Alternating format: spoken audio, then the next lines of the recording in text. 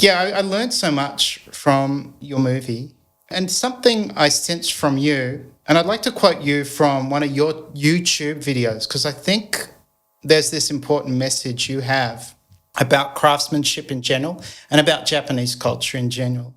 And so you say, we are living in an age that completely dismisses the value of traditional art, the art of ancient wisdom. We are in a culture that disrespects the wisdom of our ancestors. We embrace anything new, but disregard the old as superstitions of the past. And that really spoke to me when you said that on one of your YouTube videos. So Japan does seem to be losing its traditions and cultural customs and arts to technology and globalization. I sense this really frustrates you. Well, again, technology makes things easier for us. I recognize that. And because of the technology and medicine, people in some way have a better life. Yes. But at the same time, we are overconfident about this whole thing that we disregard anything that's not scientifically proven. If you cannot see it, hear it, smell it, if you cannot prove the existence of it, you automatically think this is a bogus. Mumbo jumbo, yeah. Mumbo jumbo, yes, mumbo jumbo. But some people might say those statues are superstitions from the past, and maybe they are, maybe they're not.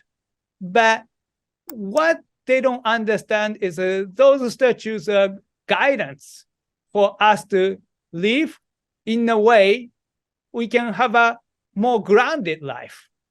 So what happens is if you disregard all the spirituality, all the things that we cherish, our ancestors cherish, what happens is how can we ground ourselves? The material thing is themselves, yeah, they'll make you feel better. There's a food and there's a house and the drive a fancy looking car. Yeah, it's a cool and everything. But beyond that, what's there? What's going to happen when you die, really? Yes. Have you asked that question before? And, no, I'm not talking about you, but people in general, yeah. We pretend as if we're going to live forever. And once we get ill and, face the fact that we're going to die, we are not ready. That's one of the aspects of it. We can go into more details, but, some people might say this guy is so crazy, so I'll just stop. I don't think so. No, I think my audience enjoys these conversations, and I guess Bushi and Butsuzo connects us to the spiritual world, and much of Japanese culture also connects to I guess Shintoism connects very much to the natural world, and we are living in an artificial world now. But you do say that this art puts people directly face to face with certain questions, like, why are we born? Why do we suffer? Why do we die? And so on. So do you think people ask themselves these questions, or have we become, it sounds like we've become, lost to technology and entertainment, and we don't think deeply about our existence anymore? Well, of course, some people do, and some people don't, I think. Some people are so entertained the fact that we have a lot of things that we can enjoy, right? So this whole social media world that I'm a part of, which frankly, I don't like it. But, this is one of the best ways to get your point, get your message out to the world. So it's a double-edged sword, right? Yes. So if this was not for Calvin the Divine, the film, I would have probably never done social media. I probably would have had a Facebook or something and just post few pictures and that's it. But what I see is when you are young and beautiful, that's being cherished. Wow, it's people admire a handsome guy and a beautiful, sexy woman, but those people, they're not staying like that forever. 30 years, 40 years, 50 years, 60 years, they get older and they look back the past, well, in the past, a lot of people pay attention to me and they love me so much, but now nobody pays attention to me. That's a suffering.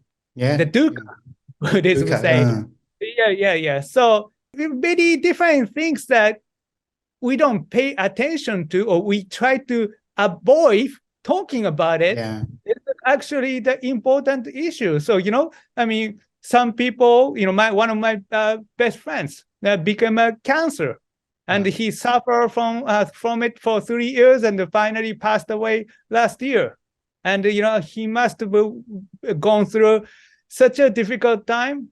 And, he was always facing the fact that he might die in any moment. And he was writing his will.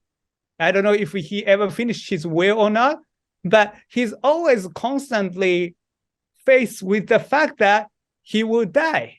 Yes. So that's suffering. We could lose our legs at any moment, getting into the car accident. We could go blind and not going to be able to see anymore. So, people have a tendency to focus on what's beautiful, what's exciting in life through the window of social media and the other medium. And we have a culture of admiring celebrities while dismisses people who do the job that they don't respect. So, Yes. We all are human beings, and we all suffer, and we always trying to find the happiness in life. And in a simple way, those statues can be a guidance for our life.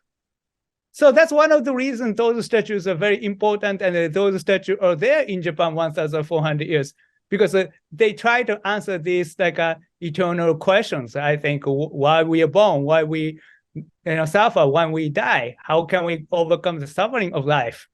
And for somebody to tell me that's useless and you're garbage, well, let's see, when you truly suffer, what kind of option you have, yeah.